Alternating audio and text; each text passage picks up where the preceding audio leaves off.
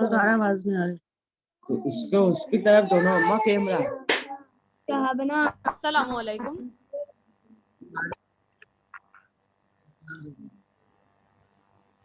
अस्सलामु अलैकुम।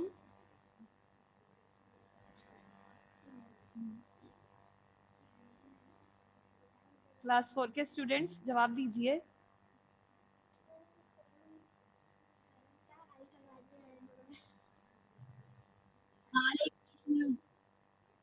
आवाज आ रही है बेटा आपको मेरी?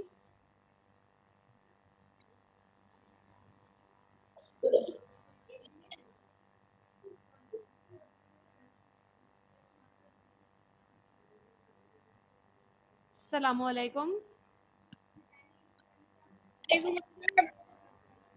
बेटा आपकी आवाज क्लियर नहीं आ रही। अस्सलामुअलैकुम। वालेकुम अस्सलाम।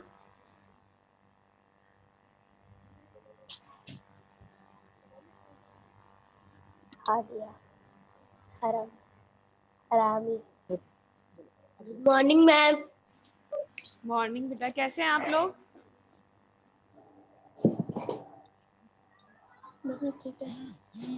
टीचर आपकी आवाज टीचर आपकी पिक्चर नहीं आ रही। बेटा पिक्चर नहीं आएगी। आपको मेरी आवाज आ रही है? Yes yes. अच्छा जी, स्टार्ट करते हैं। बिस्मिल्लाहिर्रहमानिर्रहीम। आप लोगों ने चैप्टर पढ़ा कायदे मिल्लत? यस। चैप्टर आपने स्टडी किया, आपकी समझ में आया? यस। चलें शुरू करते हैं। पहले मैं आपसे क्वेश्चन करूंगी, फिर दोबारा आपको चैप्टर स्टडी करवाऊंगी। ठीक है? ठीक है बेटा, आवाज आ रही है मेरी? यस। चलिए भाई शुरू करते हैं। प्यारे बच्चों, पाकिस्तान का परचम साल में 2 दफ़ा सर-ए-निगो किया जाता है। एक दफ़ा 11 सितंबर कायदे आज़म की वफ़ात के दिन, और दूसरा जो है वो आपने बताना है। ठीक है? पाकिस्तान का परचम जो है वो साल में 2 दफ़ा सर-ए-निगो किया जाता है।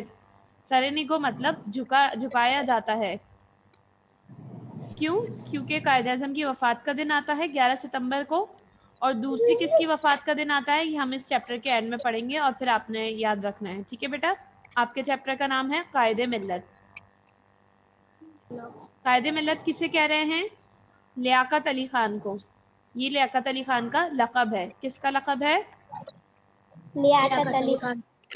हाँ, लियाकत अली खान का जो लक़ब है वो है कायदे मिल्लत। ठीक है बेटा? आपको पता है लियाकत अली खान कब पैदा हुए?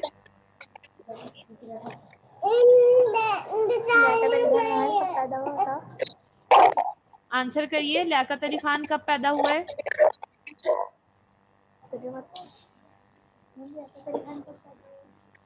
चलिए मैं बताती हूँ। लियाकत अली खान 1 अक्टूबर 1895 में पैदा हुए। ठीक है बेटा? कब पैदा हुए? 1 अक्टूबर 1895। ठीक है, याद रखिएगा। अब लियाकत अली खान कौन थे? पाकिस्तान के सबसे पहले वजीर आजम थे। ठीक है? लियाकत अली खान पाकिस्तान के सबसे पहले वजीर आजम थे।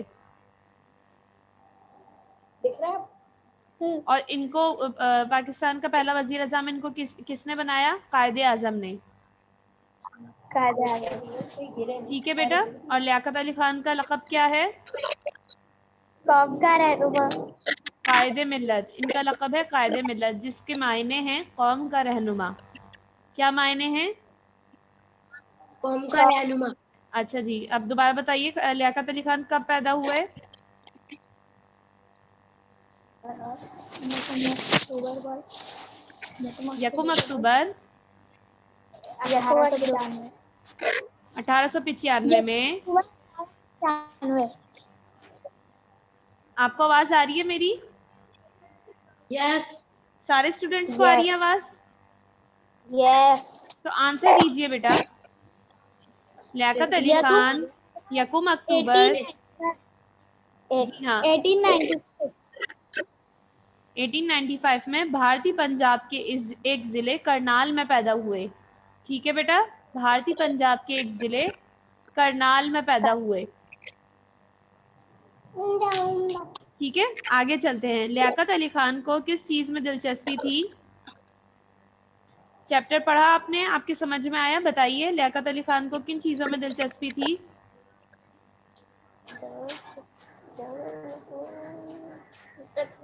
पता है किसी को? स्टूडेंट आंसर दीजिए।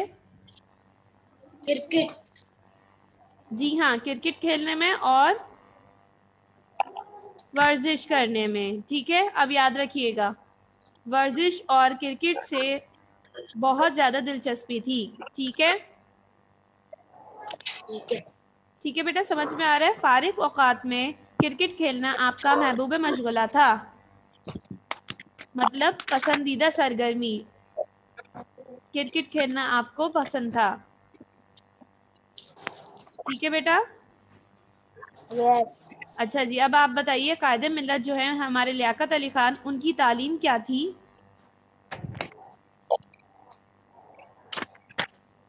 किसी को पता है उनकी तालीम क्या थी?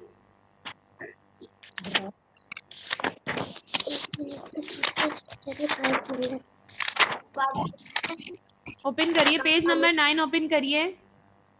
जिनके पास बुक्स हैं वो पेज नंबर 9 ओपन करिए। लास्ट पैराग्राफ में लिखा हुआ है उनकी जो तालीम थी वो थी FA और BA उन्होंने बहुत अच्छे नंबरों से पास किया, और फिर 1921 में कानून की सनद हासिल की। ठीक है, वकालत की उन्होंने, और कौन से यूनिवर्सिटी से की, कौन से कॉलेज से की? Mohammedan Anglo Oriental College. ठीक है बेटा।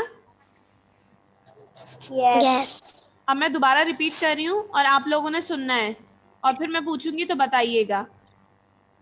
ये बताइए, साल में 2 दफा जो हमारा पाकिस्तान का परचम साल में 2 दफा सरेनिगो किया जाता है। ठीक है, सरेनिगो मतलब झुकाया जाता है।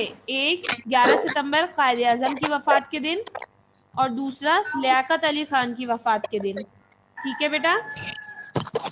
यस। ये बताइए, पाकिस्तान के पहले वजीर आजम कौन थे? कायदे आजम। जी नहीं, पाकिस्तान के पहले वजीर आजम लियाकत अली खान थे। ठीक है बेटा। लियाकत अली खान का क्या लक़ब है? कायदे मिल्लत। जी हाँ, कायदे मिल्लत। कायदे मिल्लत का मतलब है कौम का रहनुमा। क्या मतलब है इसका? कौम का रहनुमा। कौम का रहनुमा। बताइए, लियाकत अली खान कब पैदा हुए?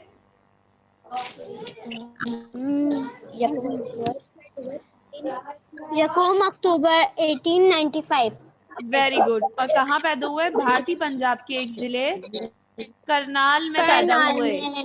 ठीक है, करनाल में पैदा हुए। ये कहाँ है? भारतीय पंजाब का एक जिला है। ठीक है बेटा। अच्छा, ये बताइए, आपको किस चीज में दिलचस्पी थी?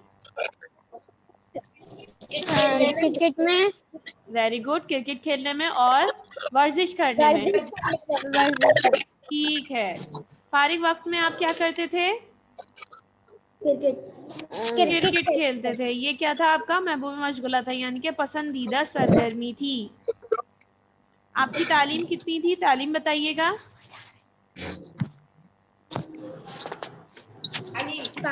FA और BA बहुत अच्छे नंबरों से पास किया, और फिर कानून की सनद हासिल की।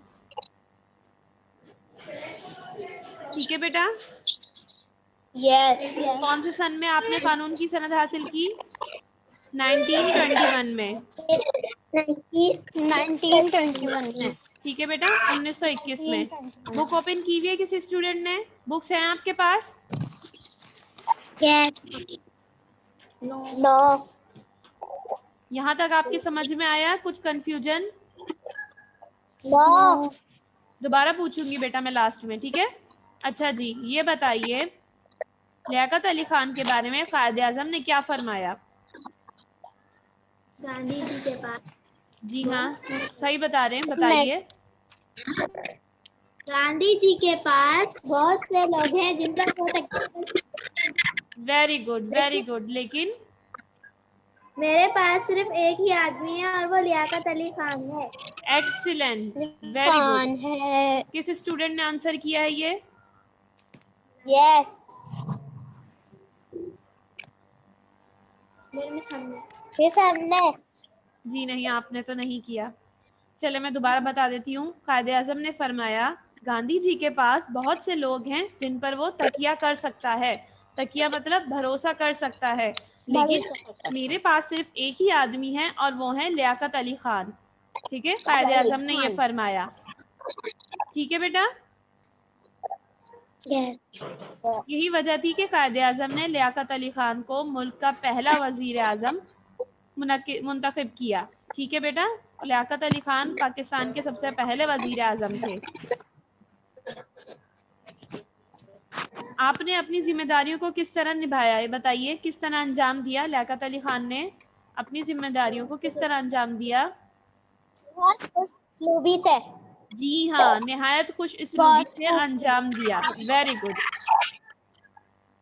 अच्छा जी, ये बताइए लियाकत अली खान की सबसे अच्छी बात क्या थी? तो वो अपनी जिम्मेदारी खूबसूरती से निभाते थे। बिल्कुल सही। और कायदे आजम की वफात के बाद भी आपने कौन की खिदमत की? Very good, very good. Pakistan की कायदे आजम की वफात के बाद भी आपने मुल्क की बेहतरी और फलाह के लिए बहुत काम किए। ठीक है बेटा। Yes yes. अच्छा जी, ये बताइए, कायदे मिल्लत जो है हमारे लियाकत अली खान, वो कैसी जिंदगी गुजारना पसंद करते थे?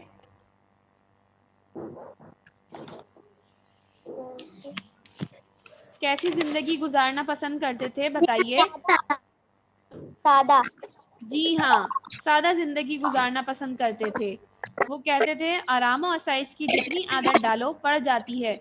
यानी कि अगर हम अपने हर काम में आसानी ढूंढेंगे तो हमें आसानियों की ही आदत हो जाएगी। मुनासिब ये है कि अपनी ज़रूरियात को महदूद कर लिया जाए, यानी कि अपनी ज़रूरियात को कम कर लिया जाए। ठीक है बेटा, समझ में आ रहे हैं आपके? यस। अच्छा, अब ये बताइए, लियाकत अली खान की वफात कब हुई?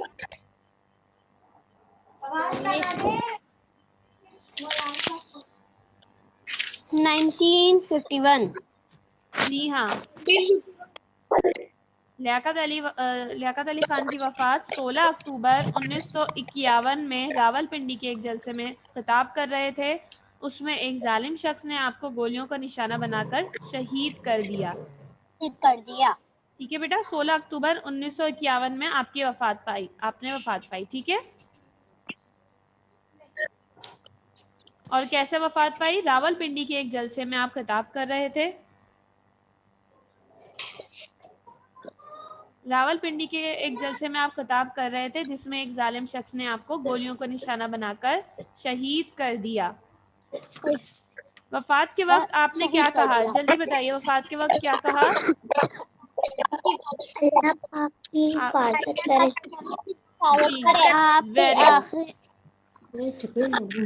Very good. आपकी जो आखिरी अल्फाज थे वो ये थे, अल्लाह पाक पाकिस्तान की हिफाजत करे। वफात के वक्त आपने कलमा पढ़ा और कहा, अल्लाह पाक पाकिस्तान की हिफाजत करे, आमीन। ठीक है बेटा। अच्छा जी, अब ये बताइए, आपकी आखिरी आरामगाह कहाँ है? कराची में। कराची में आपकी आखिरी आरामगाह कहाँ है? कराची में।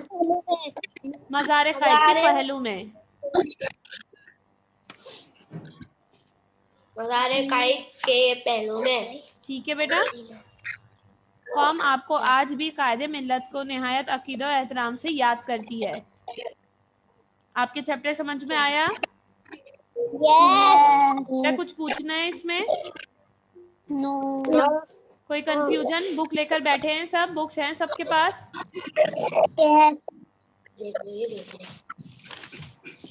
दोबारा क्वेश्चन करूं आपसे इस चैप्टर से रिलेटेड? यस। चलिए भाई, अब आपने फौरन आंसर देना है। अभी मैंने आपको समझा दिया पूरा चैप्टर। ये बताइए, लियाकत अली खान कब पैदा हुए? 1895 में। जी हाँ, यकम अक्टूबर 1895 में। अच्छा, ये बताइए, आपका लक़ब क्या था? इसका क्या मतलब है? कौम का रहनुमा। कौम का रहनुमा। अच्छा ये बताइए पाकिस्तान के पहले वजीर आजम कौन है?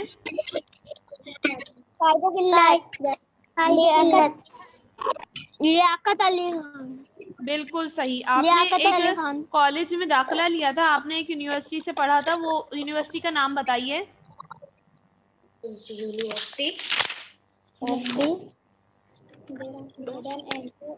फर्स्ट पेज पर, ये पेज नंबर 9 पर। और internal college. Mohammedan Anglo Oriental College. पढ़िए, Mohammedan Anglo Oriental College. Anglo Oriental College. ठीक है बेटा। अच्छा जी ये बताइए आपकी तालीम क्या थी? एमबी और बीए। एफए और बीए के बाद आपने कानून की सनद हासिल की, ठीक है, वकालत की, अच्छे नंबरों से हासिल की। हानिया कमल अपना माइक ऑन कीजिए बेटा।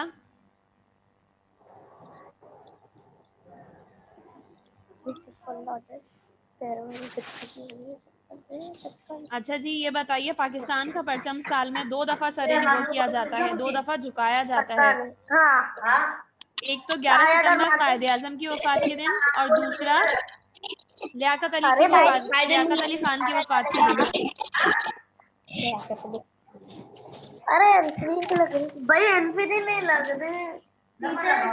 बताइए लियाकत अली खान की वफात कब हुई? डेट और सन बताइए बेटा। 16 अक्टूबर 1951। 16 अक्टूबर 1951। Very good, excellent. ये बताइए कैसे हुई?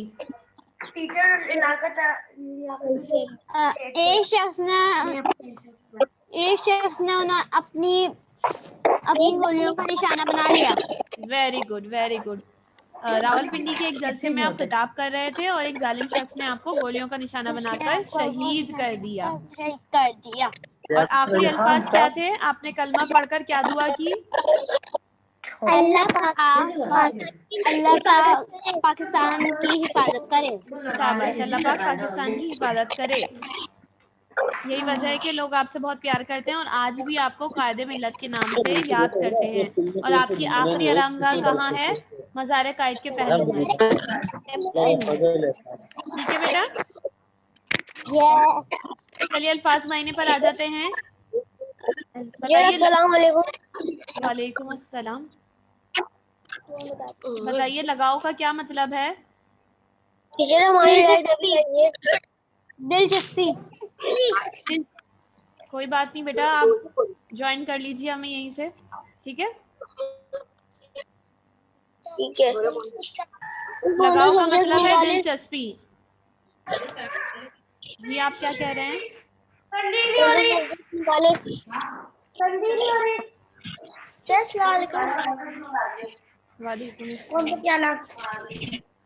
बुक्स ओपन करिए अपनी, पेज नंबर 11 पर आ जाइए।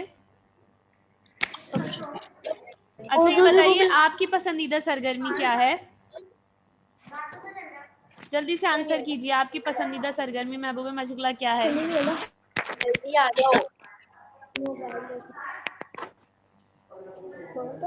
बताइए। ड्राइंग और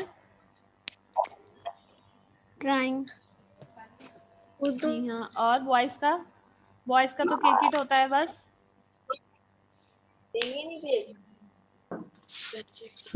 अच्छा जी ये बताइए हमें सबसे किस तरह मिलना चाहिए? अच्छे तरीके से। वेरी गुड, खुश उसलूबी से हमने मिलना चाहिए, और हमारे प्यारे नबी भी सबसे खुश उसलूबी से मिलते थे। ठीक है बेटा। तकिया करना, इसका जुमला बनाइए जरा।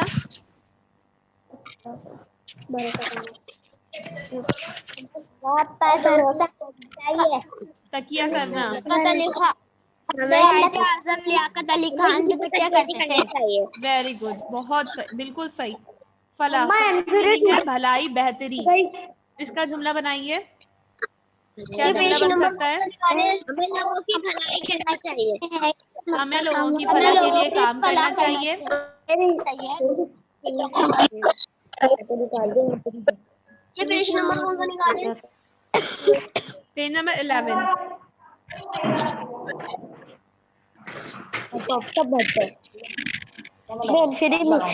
फिर ऐसी आवाज आ रही है, ऐसी और आवाज आ रही पहलू है। का क्या जुमला बन सकता है?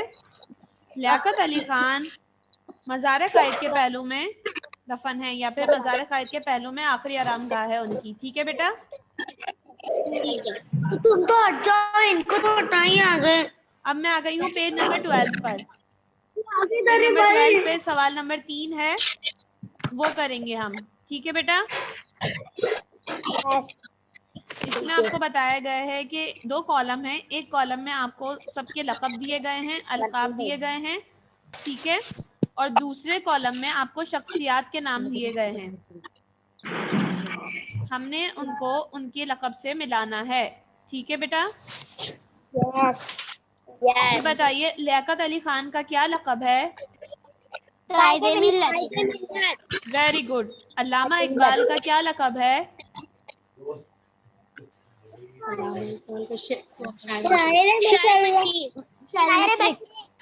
शायर मशरिक। अल्लामा इकबाल का क्या है? शायर मशरिक। ठीक है बेटा, याद रखिएगा। डॉक्टर अब्दुल कदीर खान का क्या लक़ब है? पाकिस्तान। मोहसिन पाकिस्तान। ठीक है, और मोहम्मद अली जिन्ना का क्या लक़ब है? शाबाश, वेरी गुड, बिल्कुल सही कह रहे हैं, कायदे आज़म है उनका लक़ब। और लास्ट में मोहतरमा फातिमा जिन्ना का क्या लक़ब है?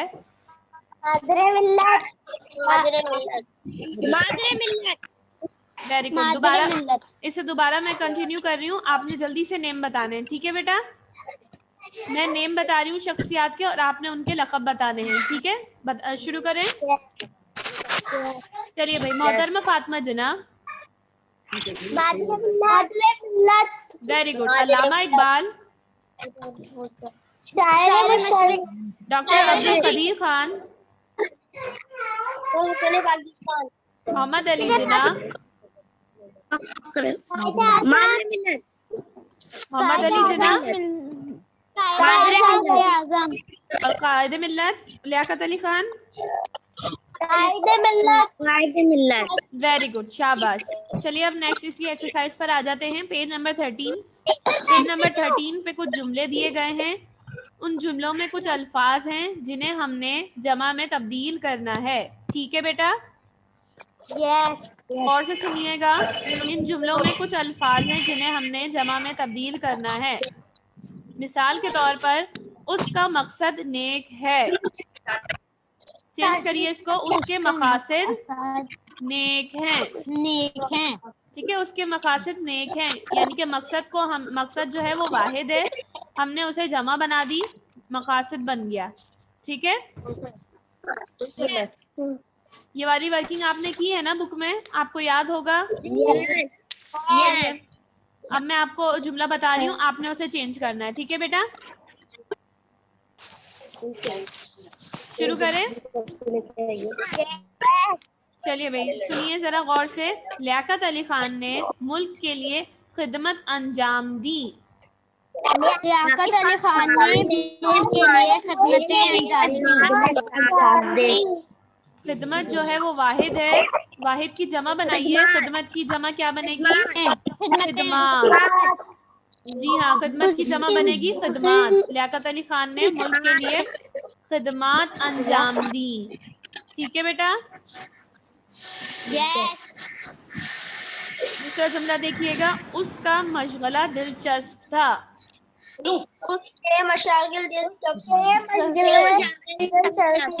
वेरी गुड, वेरी गुड, बिल्कुल सही बता रहे हैं। इसका जी हिस्सा देखिएगा। कौम अपने मुल्क से पहचानी जाती है। कौम और मुल्क को जमा में तब्दील करिए। अक़वाम अपने मुमालिक से पहचानी जाती है। ठीक है बेटा, समझ में आ रहा है आप लोगों के? कोई मसला, कोई कंफ्यूजन तो नहीं है? चलिए आगे चलते हैं। मैंने शहीद का मज़ार देखा। मैंने शहीदों ये बताइए शहीद की जमा क्या बनेगी? शोहदा। और मजार की क्या जमा बनेगी? मजारात। ठीक है बेटा, मैंने शोहदा के मजारात देखे। ठीक है बेटा, मजारात देखे। और लास्ट में है उसकी आदत बहुत अच्छी है। उसकी आदत बहुत अच्छी है। उसकी आदत बहुत अच्छी है। ठीक है, आदत को हमने जमा में तब्दील कर दिया, क्या बन गया? आदात। आदत। समझ में आ रहा है सबके? यस। दोबारा पूछ लूं? ये बताइए लियाकत अली खान कब वफात पाए? बुक में से देख के बता रहे हैं, वैसे ही बताइए, याद हो गया होगा थोड़ा। 16 अक्टूबर 1951। वेरी गुड, 16 अक्टूबर 1951। 1951। और लियाकत अली खान कैसी जिंदगी गुजारना पसंद करते थे? सादी जिंदगी।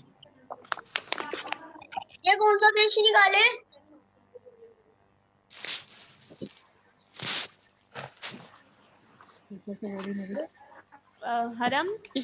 हरम जो स्टूडेंट है बेटा, आंसर कीजिए जरा। और भी आ रहे हैं। हरम अपना नेम चेंज करिए बेटा।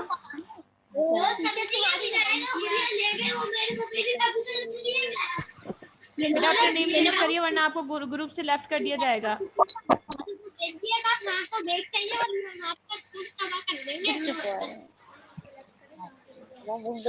मैं आपको लेफ्ट कर रही हूँ, आप अपना नेम से भी करिए, फिर आपको दोबारा एडमिट करा जाएगा। ठीक है बेटा,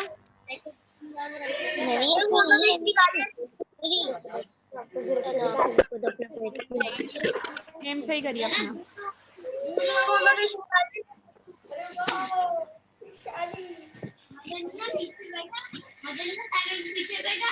चलिए कंटिन्यू करते हैं। लियाकत अली खान सादा जिंदगी गुजारना पसंद करते थे। ठीक है बेटा, कायद-ए-आज़म की वफात के बाद भी आपने मुल्क के लिए फलाह और बेहतरी के बहुत सारे काम अंजाम दिए। यही वजह थी कि कायद-ए-आज़म आप पर बहुत तकिया करते थे, यानी कि बहुत भरोसा करते थे और कहते थे कि गांधी जी के पास बहुत से लोग हैं जिन पर वो तकिया कर सकता है, लेकिन मेरे पास सिर्फ एक ही आदमी है, वो हैं लियाकत अली खान। ठीक है, और आपके आखिरी अल्फाज जो थे वो ये थे, अल्लाह ताला पाकिस्तान की हिफाजत करे।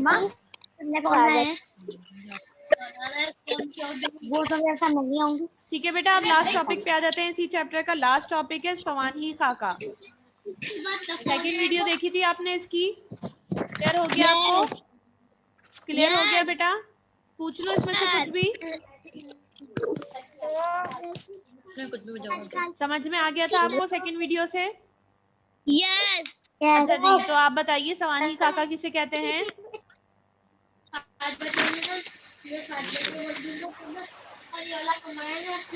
पता है किसी को?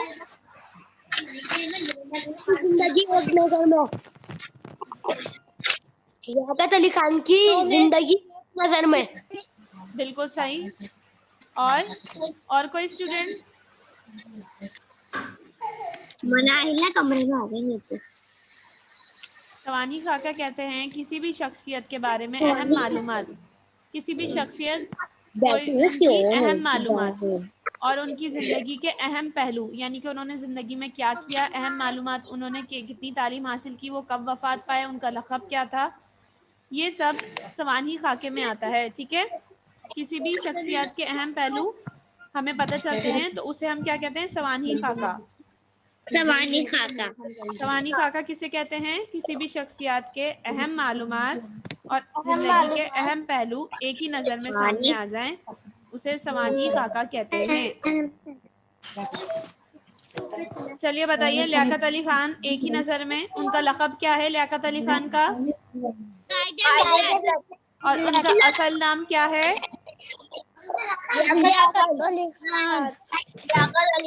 बिल्कुल सही। बताइए उनकी विलादत कब पैदा हुए?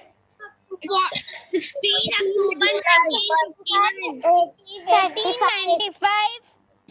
यकूब अक्टूबर। लियाकत अली खान अक्टूबर 1895 में पैदा हुए। Very good. और कहाँ पैदा हुए? भारतीय जिले के, भारतीय पंजाब के एक जिले जिसका नाम क्या था? Karnal. Very good, Karnal. Very good, बिल्कुल सही बता रही हैं। अच्छा जी, ये बताइए बचपन के मशागिल क्या थे आपके? क्रिकेट और क्रिकेट। वेरी गुड, सही बता रही हैं। जी हाँ, बिल्कुल ठीक बता रहे हैं। अच्छा जी, ये बताइए उनकी तालीम क्या थी? मैट्रिक के बाद उन्होंने करने के बाद कानून की सनद हासिल की थी। बिल्कुल सही। ठीक है बेटा। बीए और एफए करने के बाद उन्होंने कानून की सनद हासिल की, ये उनकी तालीम थी। पाकिस्तान की खिदमत के लिए उन्होंने क्या किया? कानून की आज़म के साथ साथ थे। कायदे आज़म के साथ खिदमत अंजाम दी। ठीक है, लियाकत अली खान ने कायदे आज़म की भरपूर मदद की और उनके साथ पाकिस्तान के लिए बहुत सारी खिदमत अंजाम दी। ठीक है।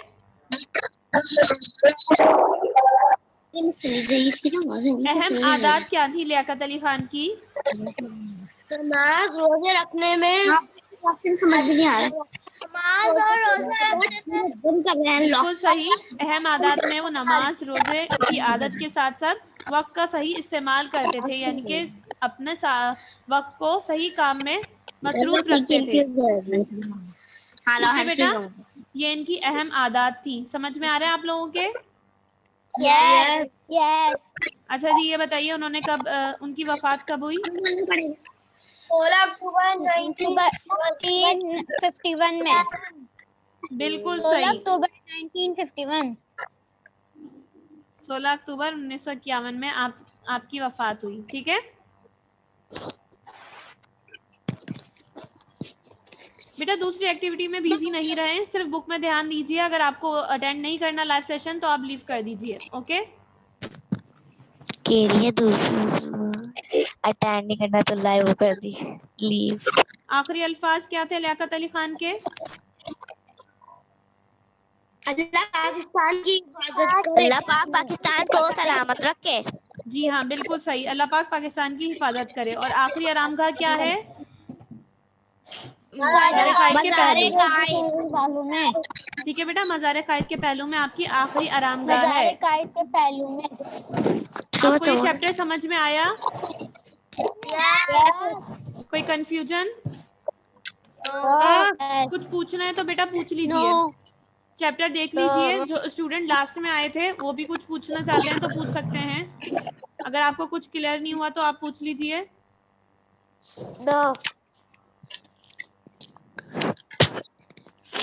बुक देख लीजिए बेटा, अच्छी तरह रिव्यू कर लें। अल्फाज मैंने बता दे। अल्फाज मैंने बता दूं?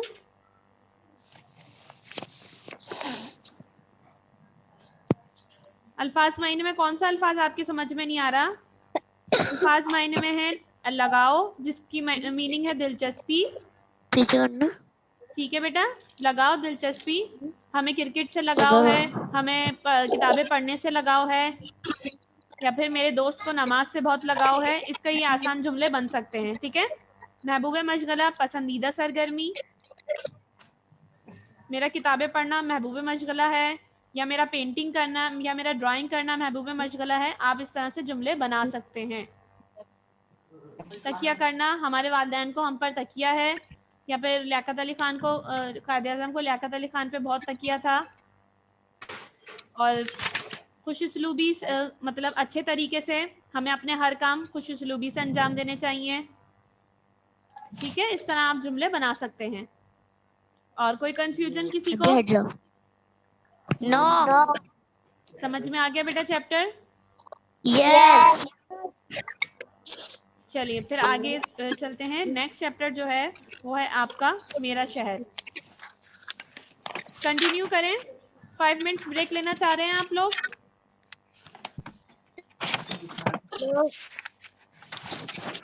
चलिए कंटिन्यू करते हैं। और अब आइए पेज नंबर 20 पर। 21 लगाना। पेज नंबर 20 पे जो आपका चैप्टर है इसका मेरा नाम है शहर। मेरा शहर। बस यही ठीक है बेटा, 15 मिनट पर आगे बैठ रहे। ओपन कर लिया सबने? स्टार्ट करते हैं। इस चैप्टर में जिस शहर का नाम, जिस शहर के बारे में बताया जा रहा है उस शहर का नाम बताइए। सक्खर। इस चैप्टर में एक शहर के बारे में बताया जा रहा है, वो है सक्खर। ठीक है, क्या आपने इससे पहले सक्खर का नाम सुना है? उसके बारे में मालूमात है आपको इस चैप्टर के पढ़ने से पहले? यस। अच्छा जी, ये बताइए सक्खर जो है वो सूबा सिंध का क्या है, शहर है या फिर गांव है? ठीक है बेटा। अच्छा जी, ये बताइए कौन से नंबर पे आता है? सबसे पहले पाकिस्तान का जो जी हाँ, तीसरा बड़ा शहर है। कराची और हैदराबाद के बाद ये सूबे का तीसरा बड़ा शहर है। ये तीसरा बड़ा शहर है। आपको पता है ना हम कौन से सूबे में रहते हैं? सूबा सिंध में रहते हैं या सूबा पंजाब में रहते हैं? हम कहाँ रहते हैं? सूबा सिंध का तीसरा बड़ा शहर जो है वो है सक्खर। ठीक है बेटा। ये दरिया सिंध के मगरिबी किनारे पर वाक़िया है। ठीक है, और ये जो लफ्ज है वो सुक्कर से निकला है। किससे निकला है? सुक्कर से। सुक्कर जो है वो कौन सी जबान का लफ्ज है? अरबी जबान का लफ्ज है। अरबी जबान का लफ्ज है सुक्कर, जिसका मतलब है सख्त या शदीद गर्मी। ठीक है, आपको पता है क्या मतलब है इसका? सख्त या शदीद गर्मी। सक्खर शहर सुक्कर से निकला है। सुक्कर कौन सी जबान का लफ्ज है? अरबी जबान का लफ्ज है, जिसके क्या मायने हैं?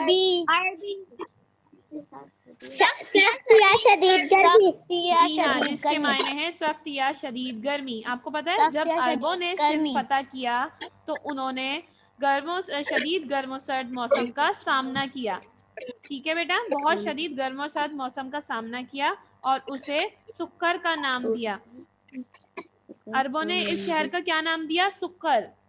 ये अरबी जबान का लफ्ज है। ठीक है, और यही लफ्ज बिगड़ कर एंड में क्या बन गया? सक्खर।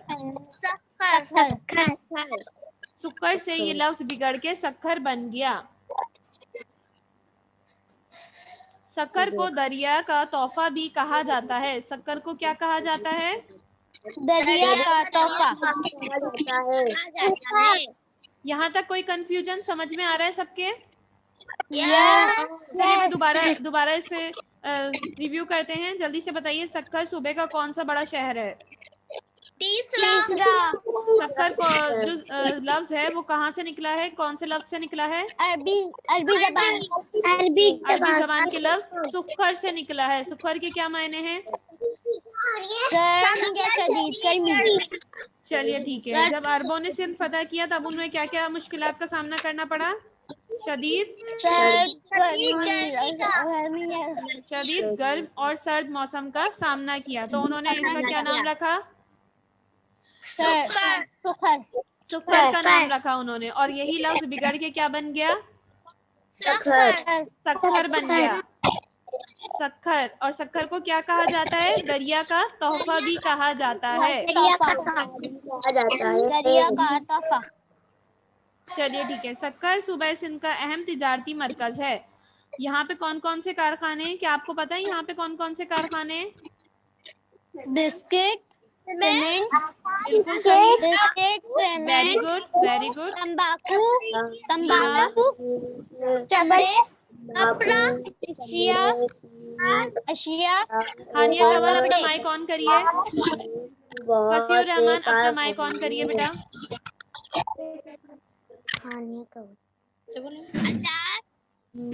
जी हाँ, मैं आपको बताती हूँ दोबारा से। शक्कर के कारखानों के नाम ये हैं: आटे का कारखाना, सीमेंट, तंबाकू, चमड़े की अशिया और कपड़े तैयार करने के बहुत से कारखाने हैं। शक्कर शहर में बिस्किट और आटा मशहूर है। शक्कर में आटा, आटा, सीमेंट, सीमेंट, तंबाकू, चमड़े की अशिया, और बहुत कपड़े तैयार करने के बहुत सारे कारखाने हैं। ठीक है बेटा, चलिए बताइए शक्कर के कारखानों के नाम। आटा, नमक, तंबाकू, चमड़े के अशिया, कपड़ा तैयार करना। चलिए बताती हूँ मैं दोबारा से, ठीक है, सुन लीजिए। आटा, सीमेंट, तंबाकू, चमड़े की अशिया और कपड़े तैयार करने के कारखाने शक्कर में पाए जाते हैं। ठीक है बेटा। शक्कर शहर में खाने की क्या चीजें हैं, मशहूर हैं? बिस्किट और अचार। जी हाँ, बिल्कुल, शक्कर शहर के बिस्किट और अचार बहुत मशहूर हैं। ठीक है बेटा, चलिए आगे चलते हैं। शक्कर शहर में बहुत से काबिल-ए-दीद मकामात हैं। काबिल-ए-दीद मतलब देखने के लायक। ऐसे मकामात जिनको देखने का दिल करे वो काबिल-ए-दीद मकामात कहलाते हैं। सबसे पहले कौन सा आता है इसमें? बिल्कुल सही, बिल्कुल सही। मीर मासूम शाह का मीनार सबसे नुमाया है, यानी कि सबसे ज्यादा मीर मासूम शाह का मीनार लोगों को पसंद आता है और ये काबिल-ए-दीद मकामात में आता है। बताइए मीर मासूम शाह के मीनार की बुलंदी कितनी है? 100 फीट। Very good. मीर मासूम शाह के जो मीनार है उसकी बुलंदी तकरीबन 100 फीट है। 100 फीट ठीक बुलंद है। मीर मासूम शाह एक नेक बुजुर्ग और शायर थे। कौन थे मीर मासूम शाह? एक नेक बुजुर्ग और शायर थे। ये मीनार इनके मकबरे के साथ तामीर किया गया है। इनके मकबरे के साथ एक मीनार तामीर किया गया है जिसकी बुलंदी तकरीबन 100 फीट है और इसकी बुलंदी से शहर का नज़ारा एक दिलकश मंजर पेश करता है। बेटा सबको समझ में आ रहा है? यस। समझ में आ रहा है आप लोगों को? ठीक है, यस। आगे चलते हैं। शक्कर शहर में बहुत से स्कूल और कॉलेज भी हैं। ठीक है, स्कूल भी हैं और कॉलेज भी हैं। और इनके जो मशहूर और पुरौनक बाजार हैं वो कौन कौन से हैं? क्या आपको बाजारों के नाम पता हैं? जी हाँ, सराफा बाजार और मेहरान मरकज में बहुत चहल पहल रहती है। दोबारा बताइए, शक्कर शहर में कौन से बाजार में चहल पहल रहती है? सराफा बाजार और मेहरान मरकज। ठीक है बेटा, आगे चलते हैं। लिखा है शक्कर में कई तारीखी मकामात भी हैं। तारीखी मकामात आपके क्वेश्चन भी था। नाम बताइए, तारीखी मकामात के नाम बताइए। मोहम्मद बिन कासिम, वेरी गुड। बंदर रोड मस्जिद, आगे साधु बेला, कलकान देवी का मंदिर, वेरी गुड। पीर शाह का मजार, घंटा घर, एक्सीलेंट। बेटा ये वो तारीखी मकामात हैं जो शक्कर शहर में मौजूद हैं। ठीक है, दोबारा सुन लीजिए। मस्जिद मोहम्मद बिन कासिम, बंदर रोड मस्जिद,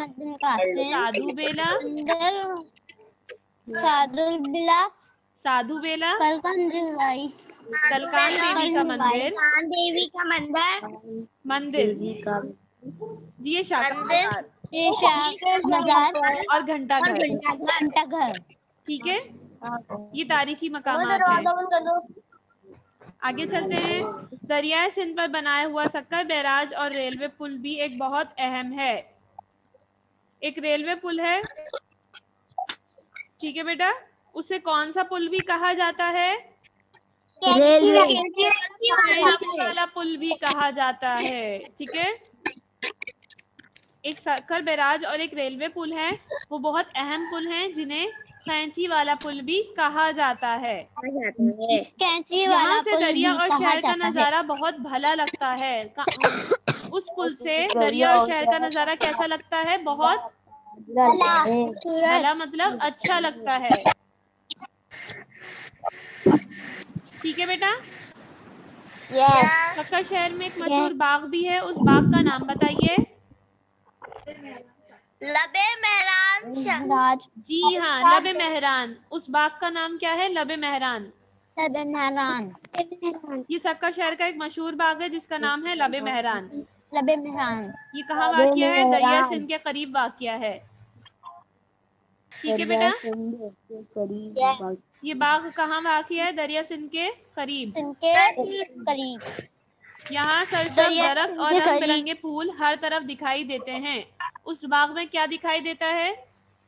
रंग बिरंगे फूल। रंग बिरंगे फूल और सरसब्ज़ दरख्त, यानी कि हरे भरे दरख्त और रंग बिरंगे फूल हर तरफ उस बाग में दिखाई देते हैं।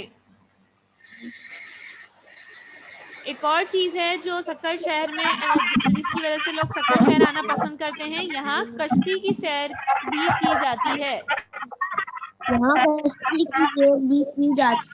ठीक है बेटा, लोग यहाँ कश्ती की सैर से भी लुत्फ अंदोज होते हैं। समझ में आ रहा है सबके? कोई कंफ्यूजन, कुछ पूछना है? नो। ठीक है बेटा, आगे चलते हैं। दरिया सिंध के किनारे मछेरों की बस्ती है। दरिया सिंध के किनारे सबको पता है मछेरों की बस्ती है। यहाँ की भी एक अपनी खास सकाफत है। ये लोग कश्तियों के जरिए दरिया में सफर करते हैं। कैसे सफर करते हैं? कश्तियों के जरिए दरिया में सफर करते हैं और मछली का शिकार करते हैं, ठीक है। सबको पता है मछेरे का क्या करते हैं? मछलियों का शिकार करते हैं दरिया में। एक और खास बात हमें यहाँ पता चल रही है, सक्कर शहर की मछली भी बहुत मशहूर है। सक्कर शहर की क्या एक और चीज क्या खाने में? एक तो बिस्किट, अचार और अब मछली भी बहुत मशहूर है, ठीक है बेटा। सक्कर फिजाई रास्ते से भी मुल्क के दूसरे शहरों से जुड़ा हुआ है। सक्कर शहर जाने के लिए हम क्या बआसानी किस तरह जा सकते हैं? सक्कर शहर रेल के जरिए जा सकते हैं, कश्ती के जरिए जा सकते हैं और हवाई अड्डे के जरिए भी तो जा सकते हैं, क्योंकि सक्कर में एक नया हवाई अड्डा तामीर किया गया है, ठीक है बेटा। फिजाई रास्तों से भी हम सक्कर शहर बआसानी जा सकते हैं, ठीक है। आपको कोई मसला तो नहीं? समझ में आ गया? नो। सक्कर शहर में कोई कंफ्यूजन? नो। इसे अच्छी तरह पढ़ लीजिएगा, यस। ठीक है बेटा। इसके क्वेश्चन आंसर भी याद कर लीजिएगा, ठीक है बेटा।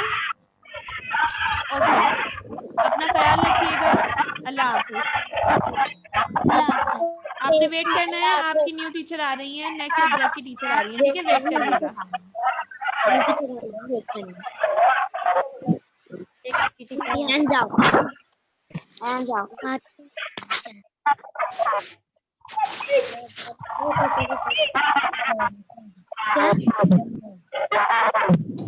कैसे बोलो याद ही नहीं।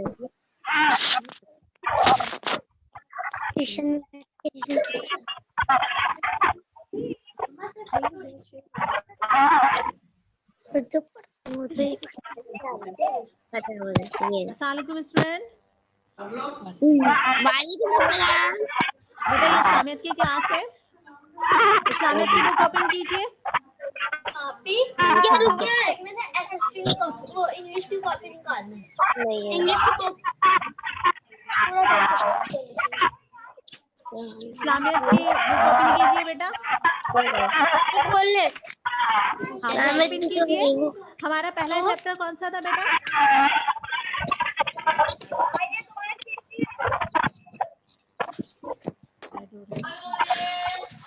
सामियत की बुक का पहला चैप्टर कौन सा था बेटा? फर्स्ट चैप्टर आइए दुआएं सीखिए। आइए दुआएं अभी बंद हो गया है।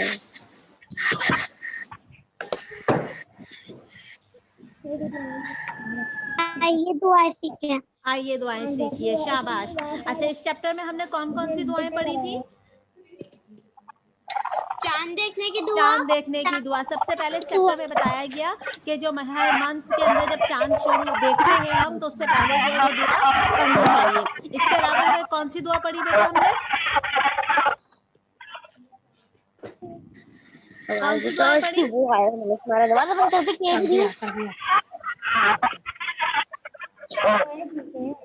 आपकी वॉइस नहीं आ रही। जिसे आपकी आवाज नहीं आ रही। देखिए बेटा, चेक करें, वॉइस आ रही है?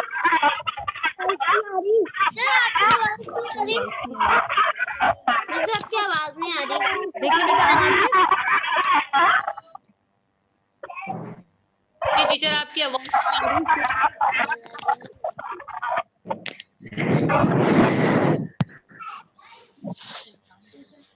अब देखिए बेटा, अब आ रही है?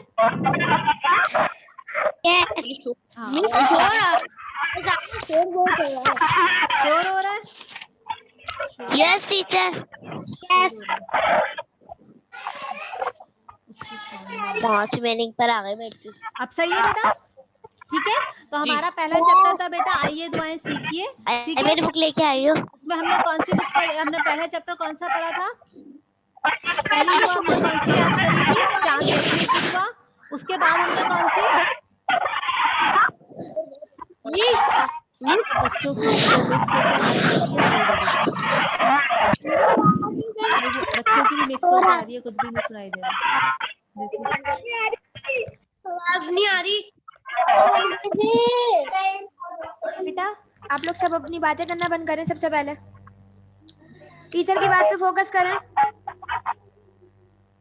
सबको आवाज आ रही है मेरी? यस। क्लियर आ रही है बिल्कुल? यस। शोर तो नहीं आ रहा पीछे से? नो। अब आप लोग की तरफ से भी नहीं आना चाहिए। थोड़ा सा आ रहा है। ठीक है बेटा। अच्छा, पहली दुआ हमने पढ़ी थी चांद देखने की दुआ। ठीक है, चांद देखने की दुआ। शाबाश। आवाजें बंद करें सब अपनी, आप खामोशी के साथ मेरी बात सुनिए। अच्छा, इसके बाद हमने दूसरी दो दुआएं कौन सी पढ़ी? सुबह और शाम के कलमात पढ़े थे, यही पढ़ा था? चैप्टर आपको समझ आया था? अच्छा, अब मैं आपसे कुछ जुमले पूछ रही हूँ, आपने बताना है वो सही है या गलत है। ठीक है बेटा, बाकी सब खामोश हो जाए। चालू कर दूं? प्रॉब्लम आ रही है आपकी वॉइस में। प्रॉब्लम आ रही है। क्या नहीं, वॉइस से बोलती है तो कैसे?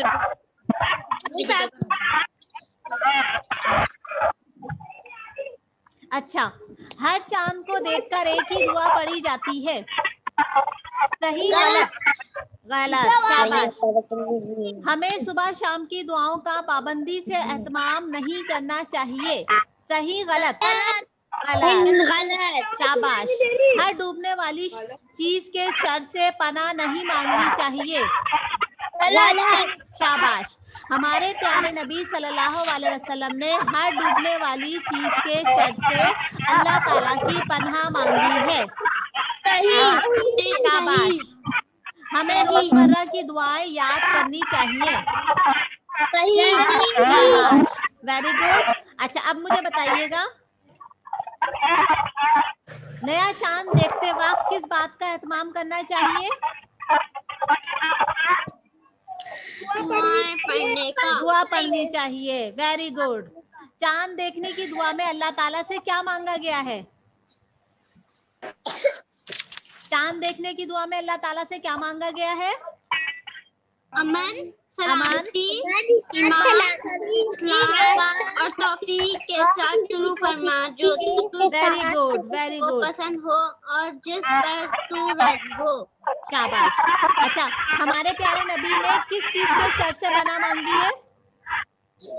हर डूबने वाली चीज के शर से पैदा होती है। शाबाश, वेरी गुड। सुबह शाम की दुआओं का एहतमाम करना क्यों जरूरी है? ताकि हम अल्लाह की इबादत करें। Very good. अच्छा ये बताइए, उसके बाद जो हमने चैप्टर पढ़ा था बेटा, अगला चैप्टर नंबर 8, हमारे प्यारे नबी की जिंदगी, यही चैप्टर है, ठीक है। हमारे प्यारे नबी सल्लल्लाहु अलैहि वसल्लम जब इस दुनिया के अंदर आए तो आप कहाँ पर तशरीफ लेकर आए? अरब के शहर मक्का में, ठीक है। आप जिस वक्त आप तशरीफ लाए तो अरब के अंदर बेइंतहा जहालत थी, ठीक है। लोग बुतों को पूजा करते थे। पेज नंबर क्या है? पेज नंबर बेटा 45, पेज नंबर 45।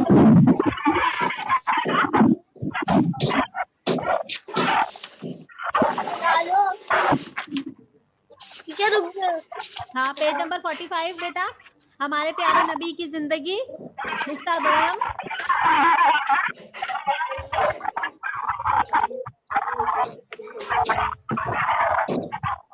ठीक है। अच्छा अब मुझे बताइए कि हमारे प्यारे नबी सल्लल्लाहु अलैहि वसल्लम अरब के कौन से शहर में पैदा हुए? मक्का में पैदा हुए। और जिस वक्त आप दुनिया में तशरीफ लाए उस वक्त अरब के हालात कैसे थे? जहालत फैली हुई थी। लोग बेटियों को जिंदा दफन कर दिया करते थे, परस्ती किया करते थे, अल्लाह को एक नहीं मानते थे, ठीक है। और आप सब खामोश हो, सब खामोश हो जाए। आप सब आपस में बातें कर रहे हैं इसलिए आवाज शोर हो रहा है, सब खामोशी से बात करिए।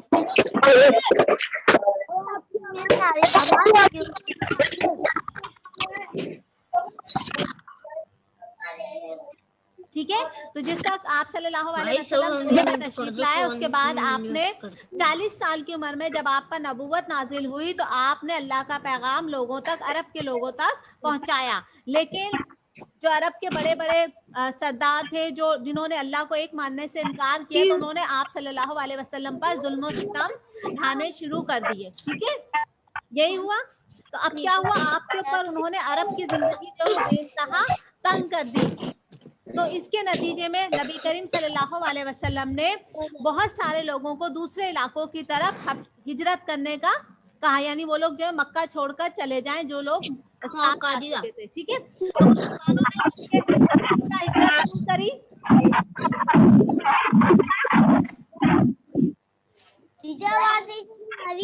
अब आएगी, देखें आप लोग खामोश हो। मुसलमानों ने मक्के से हबशा हिजरत क्यों करी?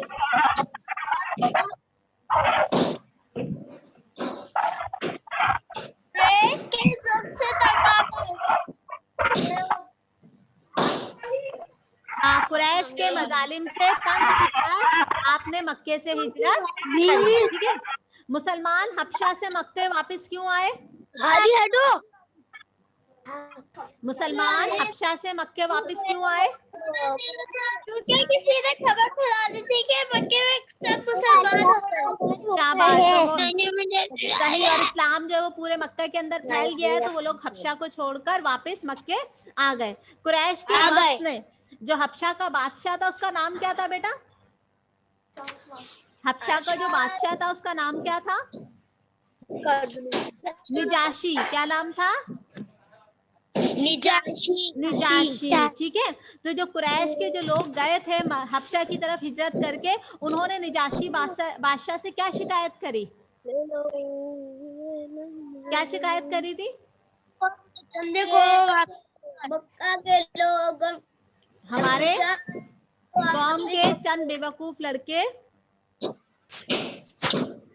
अपने कदीमी दीन को छोड़कर एक नए दीन में दाखिल हो गए हैं। इसे ना हम जानते हैं ना आप, और आपके मुल्क में आकर रहने लगे, ठीक है ना। हुआ यूं था कि जब मुसलमानों के वो लोग जिन्होंने इस्लाम कबूल किया था और नबी करीम सल्लल्लाहु अलैहि वसल्लम और कुरैश के लोग जो उन पर बहुत ज्यादा जुल्म से ढा रहे थे, तो आपने नबी करीम सल्लल्लाहु अलैहि वसल्लम ने कहा कि आप लोग हबशा की तरफ हिजरत कर गए। ठीक है, हबशा के वक्त में जाके मिले, बादशाह ने जो है वो क्या कहते हैं उनको अपने यहाँ रख लिया। लेकिन जब कुरैश के लोगों को पता चला कि ये लोग जो हबशा हिजरत कर गए, तो वो लोग, उन्होंने अपना एक वफ्द भेजा कि वो जाके निजाशी बादशाह से मिले, और उन्होंने जाके कहा कि हमारे कौम के चंद लोग जिन्होंने जो है वो इस्लाम कबूल कर लिया है वो आपके मुल्क में आकर रहने लगे। उन्होंने जाके जो है हबशा के जो है बादशाह से शिकायत करी। ठीक है, अच्छा, जब मुसलमान जो हिजरत करके गए थे हबशा की तरफ, उनकी क़यादत कौन कर रहा था? कौन कर रहा था बेटा? हजरत जाफर तैयार। कौन कर रहे थे? हजरत जाफर तैयार। तो उन्होंने हबशा के बादशाह के महल में जो है वो क्या तकरीर करी?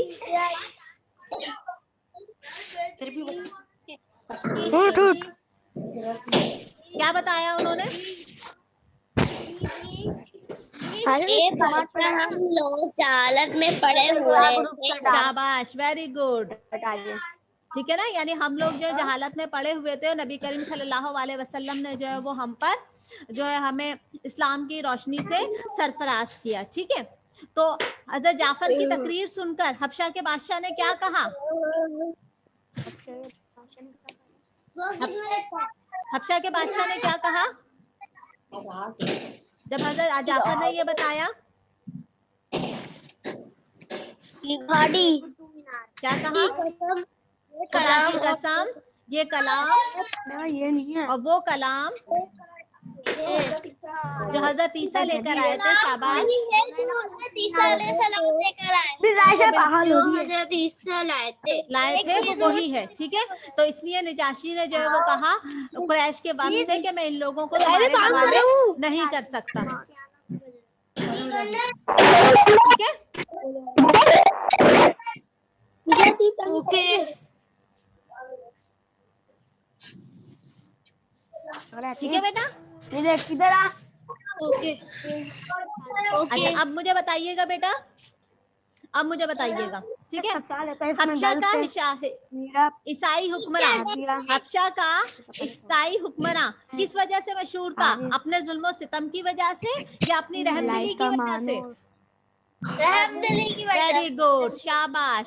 हबशा पहुंचकर मुसलमानों को खबर मिली कि तमाम मक्के वाले मुसलमान हो गए हैं या मक्का में हंगामा हो गया है? तमाम मुसलमान में हंगामा हो गया है। नहीं, तमाम मक्के वाले मुसलमान हो गए हैं। ठीक है, मुसलमानों ने बादशाह को आदाब शाही के मुताबिक सलाम नहीं किया, सजदा नहीं किया, सलाम नहीं किया। वहाँ पर जो है वो ईसाई बादशाह को जो है वो सजदा किया जाता था, जो कि मुसलमानों ने नहीं किया। बनु हाशिम प्यारे नबी सल्लल्लाहु अलैहि वसल्लम के कत्ल किए जाने पे आमादा नहीं थे या कत्ल किए जाने पे आमादा थे? कत्ल किए जाने पे आमादा नहीं थे। शाबाश। ऐलान नबूवत के 10वें साल प्यारे नबी सल्लल्लाहु अलैहि वसल्लम के चचा अबू लहब का इंतकाल हुआ, अबू तालिब का इंतकाल हुआ। ये बोल रही अबू तालिब का इंतकाल हुआ। अबू तालिब का इंतकाल हुआ। शाबाश, वेरी गुड। अच्छा, मुझे बताएं ये जुमले जो है वो किसने कहे थे? ऐ बादशाह, हमारी कौम के चंद बेवकूफ लड़के अपने कदीमी दीन को छोड़कर एक नए दीन में दाखिल हो गए हैं। वफ्द कहे थे। ठीक है, नंबर 2, ऐ बादशाह, हम लोग जहालत में पड़े हुए थे। किसने बोले ये अल्फाज? हजरत जाफर। वेरी गुड, शाबाश शाबाश शाबाश। नंबर 3, जो तुम्हें सताए उसे तावान देना पड़ेगा। निजाशी। ठीक है, अच्छा, अब मुझे बताएं कि इस चैप्टर में आपको कोई परेशानी समझ आया? चैप्टर शाबाश। कौन सा बेटा?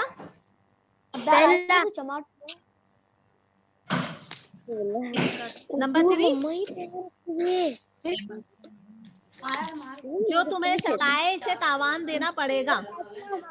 तावान देना पड़ेगा। निजाशी ने। शाबाश, वेरी गुड। ठीक है, पहले तुमने किसने कहा था? ठीक ठीक ठीक बेटा, यहाँ तक अच्छी तरह इस चैप्टर को और पढ़िएगा, ठीक है। इसकी नोटबुक वर्किंग याद कीजिएगा, क्वेश्चन आंसर अच्छी तरीके से याद कीजिएगा।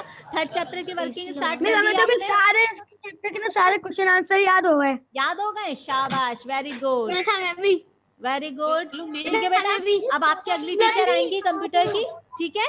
आप लोग वेट कीजिए। पहला जुमला किसने कहा था? क्या कह रहे हैं बेटा? अतीत क्या कह रहे हैं? याद हो गए। क्या हुआ था? हमने भी कर लिए सारे। जोर से बोलोगे तो आवाज आएगी। पहला जुमला किसने कहा था? पहला जुमला बेटा वफ्त, वफ्त, वाओ फे दाल, वफ्त, ठीक है। ओके बोलो। पहला वफ्त है, दूसरा हजरत जाफर है, तीसरा पहला निजाशी है। जुमला वफ्त ने कहा था। हाँ ठीक, दूसरा हजरत जाफर ने और तीसरा निजाशी ने, ठीक है। शाबाश बेटा, अच्छा आपने याद की है। अब आप लोग अपनी नई टीचर है आपकी कंप्यूटर की, वेट कीजिए। टीचर कितना टाइम लगेगा? टीचर कितने? नहीं, मेरा ब्रश। हाँ भाई मेरी क्या हाल चाल है? और बन रही है यार मारूंगा। पता नहीं। हाँ हुआ। हाँ मेरी क्या हाल चाल है? कर वाला ना कोई सा भी आदमी हुआ, इस्लामियत वाला याद हुआ, इस्लामियत वाला सुन। हाँ याद सुन, इस्लामियत नहीं है, ये भी उर्दू है। मैं सुनूं?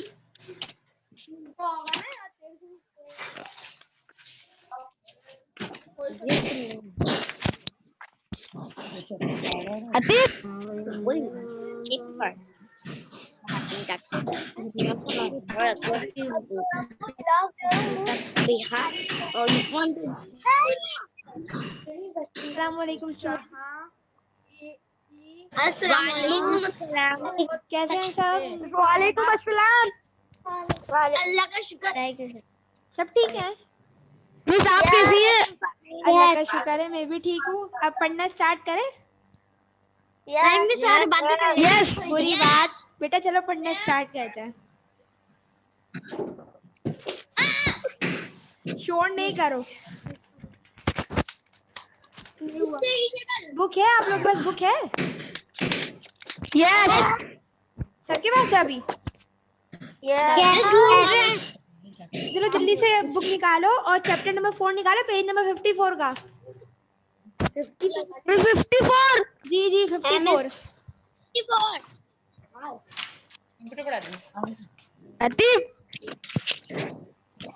बेटा एक दूसरे को आवाज ना दीजिए, जल्दी से कीजिए सब। काम करो। ओके अफान मैं आर्ट का पूछना था। आर्ट का कब तक होगा? आर्ट का अभी कब तक अभी आएगा? आर्ट की बात नहीं हो रही बेटा, लाइव सेशन चल रहा है अभी। आप सिर्फ कंप्यूटर का भी निकालें, बाकी क्वेश्चन हम स्कूल आके भी कर सकते हो, उनको कॉल करके भी। कंप्यूटर की निकाल ली? फिलहाल आप कंप्यूटर निकालें, पेज नंबर 54। 54 दी जल्दी हरी अप। किस निकाल लिया? चले मैं स्टार्ट करूँ? ये देखिए सब, ये देखिए चैप्टर दिख रहा है आप लोगों को? यस। नो। ये देखो, क्यों नहीं हमें नहीं दिख रहा? दिखा? मेरा फैन कहाँ? मेरा छोड़ो, पेज बुक दिख रही है? बुक जी। देखो चैप्टर नंबर 4 है। यस। ठीक है, चैप्टर नंबर 4 के अंदर जो लिखा हुआ फॉर्मेटिंग टेक्स्ट लिखा हुआ पेज नंबर 55 पर। यस। ठीक है, जी लिखा हुआ है। अब आप इस बुक को देखते रहिएगा। अब मैं आपको लैपटॉप में कुछ समझाना शुरू करूंगी, आप वो भी देखिएगा, ठीक है? ओके।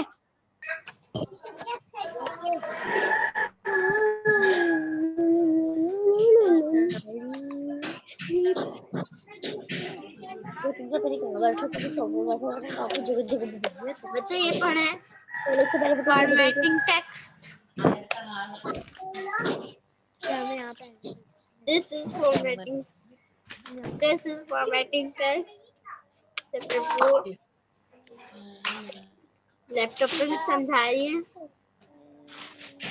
दिख रहा है सबको? लैपटॉप दिख रहा है?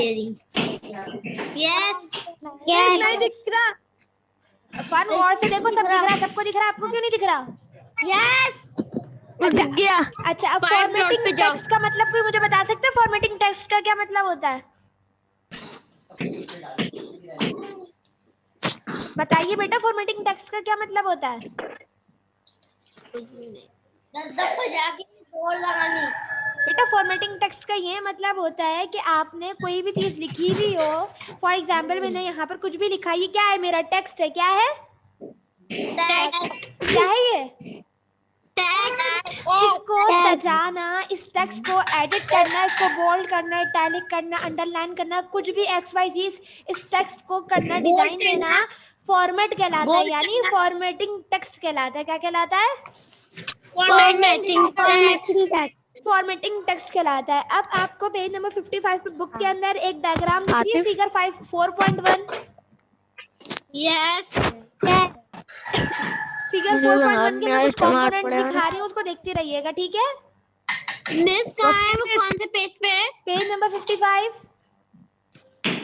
ओके पेज नंबर 55 पे बेटा, अब आपको मैं दिखा रही हूँ, ठीक है? अब आप ये देखिए, ये वाला जो आपको ऑप्शन दिख रहा है जिसके ऊपर मेरा एरो, नोट कीजिए, मेरा एरो दिख रहा है। यस बेटा ये जो कैलिबरी लिखा हुआ है, कैलिबरी एक राइटिंग होती है, कैलिबरी एक राइटिंग का नाम है। जब आप MS पावर पॉइंट, सुने मेरी बात, MS Excel, MS PowerPoint या कुछ भी आप वर्ड वगैरह ओपन करेंगे, पेंट ओपन करेंगे, तो वहाँ पे ये बाय डिफॉल्ट राइटिंग होती है।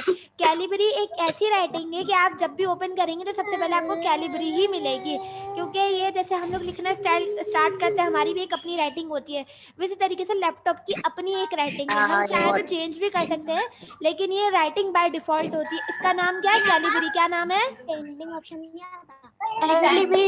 क्या नाम है पेंटिंग में अपन रंग बिरंगे बेटा? नाम बताओ सब।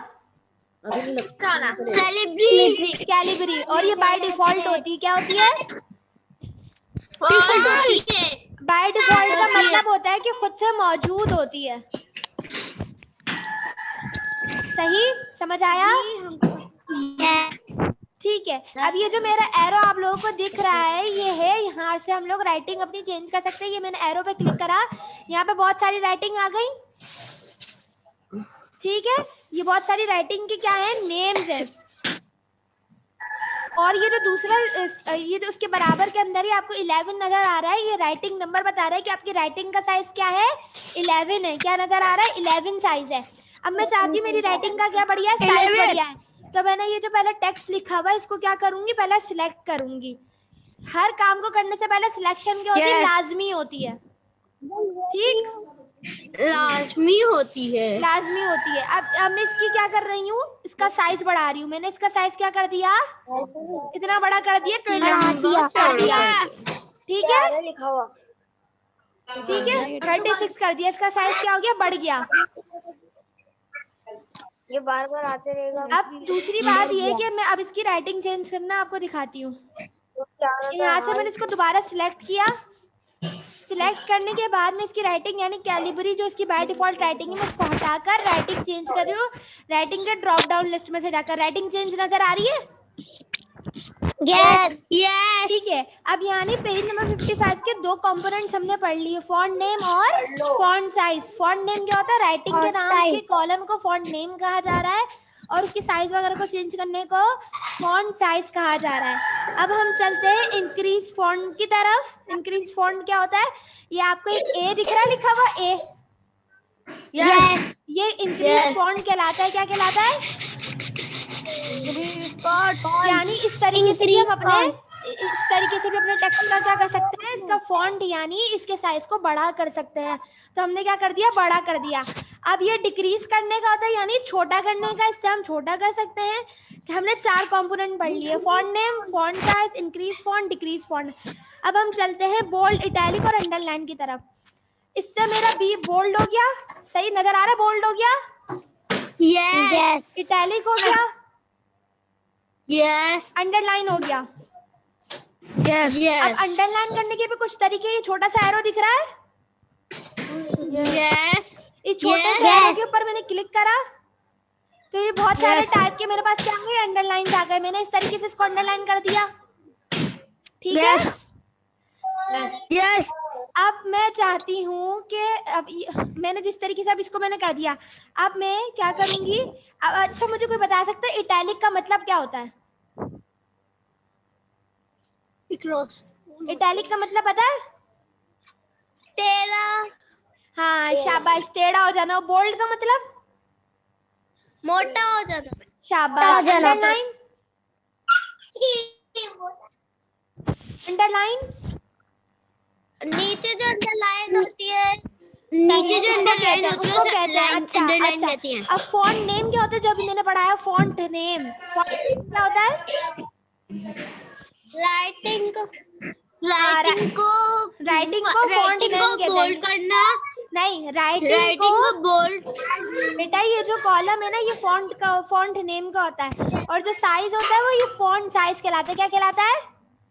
Font size. राइटिंग को बड़ा छोटा करना क्या कहलाता है? Font size. और राइटिंग को अलग अलग राइटिंग में चेंज करना क्या कहलाता है? फॉन्ट नेम कहलाता है। क्या कहलाता है? Font name. अब मैं देखो मैं एक चीज करके दिखा रही हूँ। मैं चाहती हूँ ये जो मैंने लिखा है ना सब कुछ, जैसे हम लोग से कॉपी में कुछ गलती हो जाती है तो हम उसको पेंसिल से काट देते हैं। यस हम पेंसिल से काट देते ना। अब मैं भी चाहती हूँ भाई इसके अंदर भी कटिया है तो इस तरीके से वो कट हो जाएगा। दिख रहा है? कट गया? नजर आ रहा है किस तरीके से हुआ? अब मैं चाहूँ हटा दूं, ये हट गया। और ABC लिखा हुआ होगा, ABC के ऊपर कट डाला हुआ होता है तो इसका निशान ये होता है। इसको क्या कहते हैं? स्ट्राइक थ्रो कहते हैं। इसको क्या कहते हैं? Strikethrough. क्या कहते हैं? सब जवाब दें। स्ट्राइक थ्रो कहते हैं। शाबाश। इसको क्या कहते हैं? Strikethrough. अब ये जो इसके बराबर में एक्स स्क्वायर दिख रहा है, एक्स नीचे वाला स्क्वायर दिख रहा है, एक्स के नीचे छोटा स्क्वायर नीचे है तो इसका क्या मतलब है? ये क्या कहलाता है? सबस्क्रिप्ट कहलाता है। नहीं, सबस्क्रिप्ट। सॉरी एक्स के नीचे अगर स्क्वायर होगा तो वो सबस्क्रिप्ट होगा, अगर एक्स के ऊपर स्क्वायर होगा तो वो कौन सा होगा? सुपरस्क्रिप्ट। क्या होगा? सुपरस्क्रिप्ट होगा। ठीक, ये सुपरस्क्रिप्ट कहलाएगा। अब इसके बाद चलते हैं फॉन्ट कलर की तरफ। ये क्या कहलाता है? हमारा फॉन्ट का कलर। ठीक, मैं इसका फॉन्ट का कलर यानी मैं अपनी राइटिंग का कलर क्या कर रही हूँ? चेंज कर रही हूँ। मैंने चेंज कर दिया। नजर आ गया सबको? यस ठीक है, शाबाश। अच्छा, इस पूरे कॉलम को, ये जो पूरा कॉलम, इसको क्या कहते हैं? Home tab. क्या कहते हैं? Home tab. क्या कहते हैं बच्चों? Home tab. अच्छा मेरी बात सुनिए। कंट्रोल B यानी बोल्ड करने के लिए सबसे पहले हम सिलेक्ट करते हैं, फिर बोल्ड के आइकन के ऊपर जाके क्लिक करते हैं तो वो बोल्ड होता है ना? यस। तो उसका तरीका भी ये है कि हम Ctrl+V से भी बोल्ड कर सकते हैं, Ctrl+I से भी, Ctrl+U से भी अंडरलाइन, बोल्ड, इटैलिक कर सकते हैं। ये शॉर्ट कीज होती हैं। आई समझ में? शॉर्ट कीज क्या होती है ये? Short keys. बोल्ड करने की कौन सी की है? बोल्ड करने के लिए कौन सी की यूज होती है? Ctrl+? मिस बोल्ड की ये है, बोल्ड की Ctrl+V, इटैलिक की Ctrl+I और अंडरलाइन की क्या होती है? Ctrl+U। शाबाश। क्या होती है? Ctrl+U होती है। अब मैं चाहती हूँ कि मेरा जो टेक्स्ट है वो क्या हो जाए? हाईलाइट हो जाए। क्या हो जाए? हाईलाइट करना आता है किसी को? यस। किस तरीके से होता है? कॉपी का नहीं पूछ रही मैं, कंप्यूटर में आता है किसी को? ये देखो मैं सिखाती हूँ। ये ABC से मैंने यहाँ से इसका कलर चेंज करा था ना, यहाँ से जी। ये A के नीचे रेड कलर की लाइन थी, यहाँ से कलर चेंज हो रहा था। अब इसी के बराबर में हाईलाइटर का एक ऑप्शन दे दिया, हाईलाइट हो रहा है मेरा टेक्स्ट। यस। ये देखो हाईलाइट हो गया। ठीक, वाओ मिस। दिखा? यस। ठीक है। अब आपको ये आइकन याद रखने पड़ेंगे कि ये किस तरीके से यूज हो रहे हैं। ठीक है? यस। अब मैं एक चीज करके दिखाती हूँ। मैं कुछ लिखना चाहूंगी यहाँ पर। फॉर एग्जाम्पल मैं बताती हूँ। मैंने यहाँ पर लिखा कुछ भी, फिर उसके बाद दोबारा से मैंने लिखा, ये सेम सारी चीजें कॉपी होती रहेंगी, ठीक है। ये सब कुछ हो रहा है क्योंकि मैंने, अब आपको देखना, अगर इसको बोल्ड नहीं करवाना, अपने टैगिंग नहीं करवाना, अंडरलाइन नहीं करवाना, तो ये जो सबसे पहले सिलेक्ट हुआ है ना, इन सबको खत्म करोगे आप। नजर आ रहा है ये ऑरेंज ऑरेंज हुआ में? क्योंकि ये यूज हो रहा है, ये यूज होने का बताते हैं कि हाँ अब इन सब चीजों को यूज कर रहे हो। आई समझ में? ऑरेंज कलर ये शो करवाता है। अब मैं चाहती हूँ कि ये जो चारों लिखी है मैंने, 4 लाइनें ये जो मैंने लिखी है, ये पॉइंट्स में आ जाए। किस में आ जाए? किस में आ जाए? पॉइंट में। ये चारों पॉइंट दिख रहे हैं आपको? अब ये देखो, अब मैं इसको पॉइंट्स में किस तरीके से लेकर आऊंगी दिखाती हूँ। मैं इसको सिलेक्ट करूंगी पूरा ऊपर से। सही आवाज आ रही है, ठीक है। मैंने इन चारों को सिलेक्ट कर लिया। सिलेक्ट करने के बाद या तो मैं इसको बुलेट्स में भी चेंज कर सकती हूँ। बुलेट्स क्या होते हैं? जैसे कि हम लोग अक्सर डॉट लगा देते थे, डॉट लगा के आगे पॉइंट्स लिखते हैं। जो डॉट्स लगा के स्टार बना के हम पॉइंट्स लिखते हैं, उसको क्या कहते हैं? हाँ क्या कहते हैं इससे बात कर रहा हूँ ना। हाँ क्या कहते हैं? बता, क्या कहते हैं ये तो बताओ मुझे। मिस किस चीज को? देखो बेटा, जो स्टार लगाकर डॉट लगाकर हम लोग कुछ कॉपी में पॉइंट्स लिख रहे होते हैं, पॉइंट्स वगैरह को हम क्या कह रहे होते हैं? बुलेट्स। क्या कहलाते हैं वो? बुलेट्स। इस तरीके से हम लोग, ये देखो, ये मैं कर रही हूँ, सारे बुलेट्स हैं, दिख रहे हैं बुलेट्स? ये बुलेट्स हो गए। अगर मैं चाहती हूँ कि बुलेट्स ना हो तो 1 2 3 भी अप्लाई कर सकती हूँ। ये दिख रहे हैं सारे 1 2 3 वगैरह? ये भी अप्लाई कर सकती हूँ। दूसरा ये क्या, मैं कुछ ये वर्ड्स भी इस्तेमाल कर सकती हूँ, रोमन भी इस्तेमाल कर सकती हूँ। बहुत सारी चीजें होती है इस्तेमाल करने के लिए। आई समझ में? अब बताओ, बोल्ड करने की कौन सी की होती है?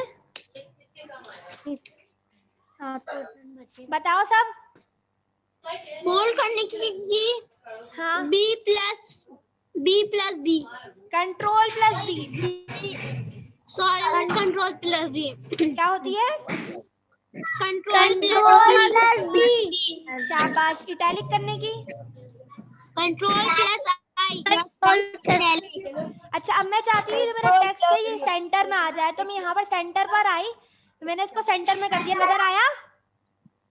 ये तो 4 लाइनें दिख रही हैं आपको? ये राइट साइड पर, ये सेंटर में, ये जस्टिफाई, ये लेफ्ट साइड पर और ये जस्टिफाई। इन चारों को क्या कहते हैं? अलाइनमेंट। अलाइनमेंट्स क्या कहते हैं? अलाइनमेंट्स कहते हैं। अब अलाइनमेंट्स कौन कौन से होते हैं? 4 टाइप के अलाइनमेंट्स होते हैं। कितने टाइप्स के? 5 मिनट। कितने टाइप के अलाइनमेंट्स होते हैं?